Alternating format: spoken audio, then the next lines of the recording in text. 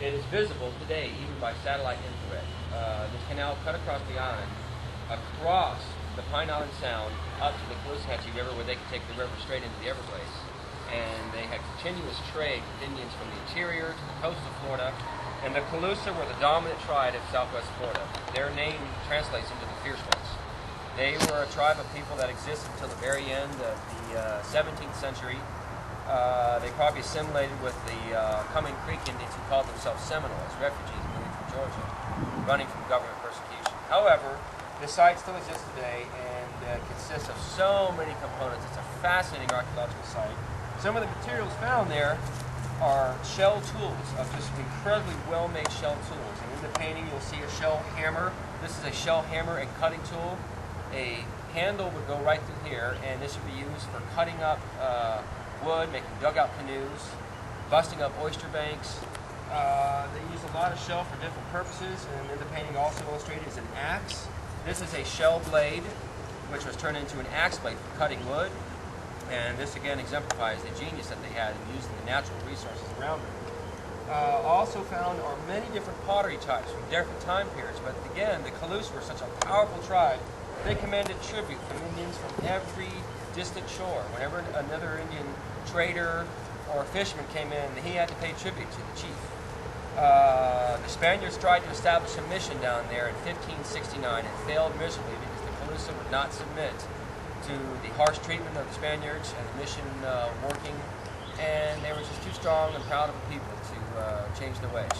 And they continued to fight, and the Spaniards abandoned their mission down there and never come back again until eventually the tiniest little warfare caught over. That was smallpox, cold, cruelty, and disease spread like wildfire, and they died by the millions probably. The Weeden Island type, and it has images carved out of birds, different graphic motifs, and many people believe that the Calusa and the native peoples didn't read behind the written language. As an artist, I want to dispute that and think that probably the artwork would fear persecution. So today, many native peoples are coming around to share the truth about their past and shed light onto what archaeologists have always assumed to be the truth. But surviving native peoples know about their heritage, and they're beginning to reveal. Florida's First People by Dr. Robin Brown has been used in many archaeological displays, and it shows all the different activities from fishing and hunting and gathering to tool making to grinding kunti root to make into a bread. It shows people coming back from a deep sea fishing trip, and one of the sons is running along the shoreline to meet. The chiefs and the elder wisdom keepers are gathered around. Okay, I'm going to talk about the painting Boskita. Boskita, it comes from the Creek language, and it means the green corn ceremony. The green corn ceremony is held once a year around the time of the ripening of the late corn crop in September. Sometimes they have it earlier, but it's a ceremony that, and at the end of that fasting several days, they have a great ceremony of lighting the new fire. Everybody of villages under the chiefdom of that particular chief would come together to get a coal from that fire to start their new fires. It's in honor of the breathmaker, as they called him. Many of the early explorers thought the Indians were worshiping idols and devils and gods and all.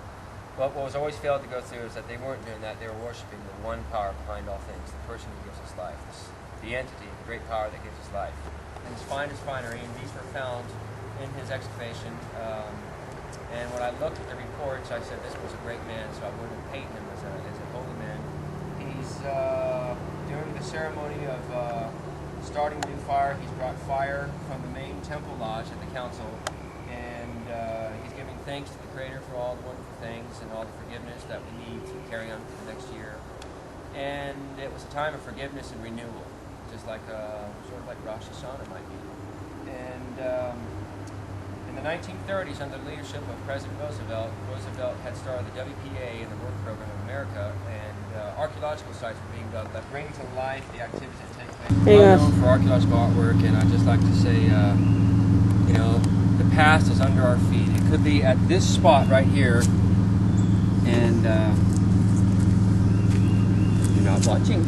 I'm watching. I'm trying to figure out what I did with our camera here. The more you plan, the worse Night it is. shot plus. Just get the other camera. Do it tomorrow. Okay. To move, then the truck starts rolling. You follow, Jim? Okay. Tell me when. Okay, we're recording.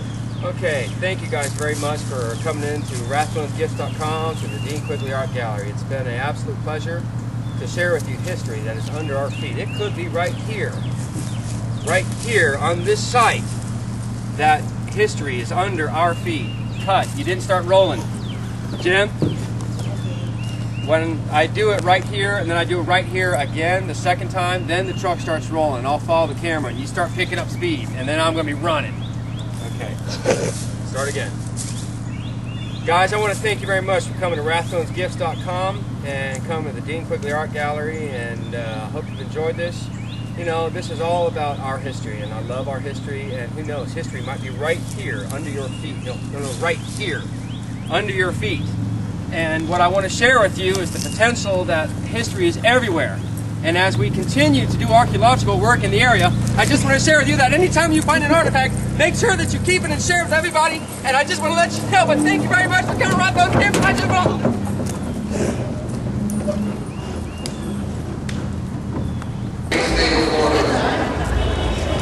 Secretary Wood is an Orlando native and a fourth-generation Floridian, our historical heritage. And she was true to her word. And she has been a tremendous advocate for her branch of government and before the legislature. So it is a great honor for me to present to you this great lady who is our Secretary of State, Linda Hood.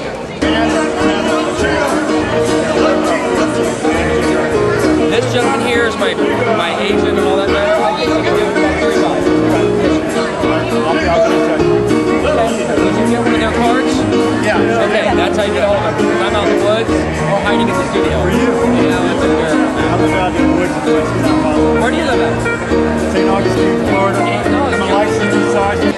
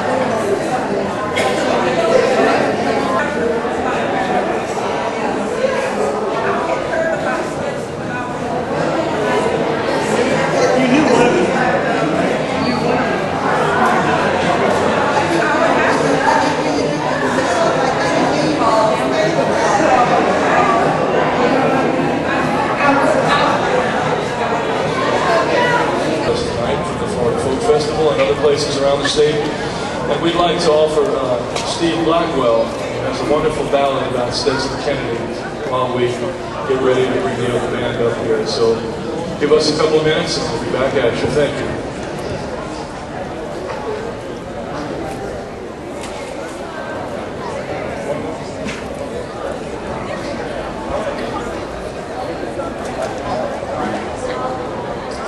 On another note, those who have purchased books from Stetson Kennedy or from the museum gift shop, Mr. Kennedy is down in the museum signing books and will be down there for a while, certainly. So If you've purchased your book, now's the time to get it signed.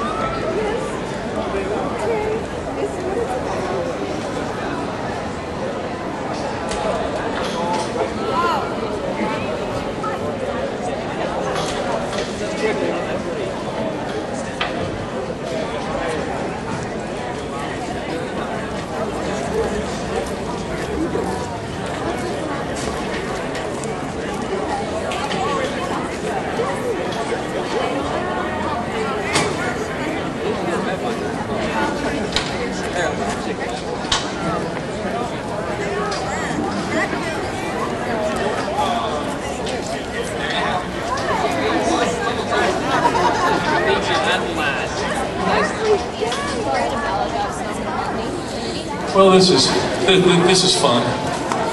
Mr. Kennedy had sent us a message, and we're going to listen to him.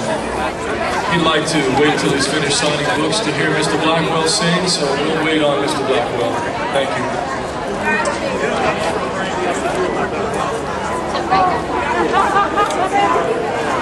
There's more coming. I got 8 arms coming. They're going to sprout out by some miracle.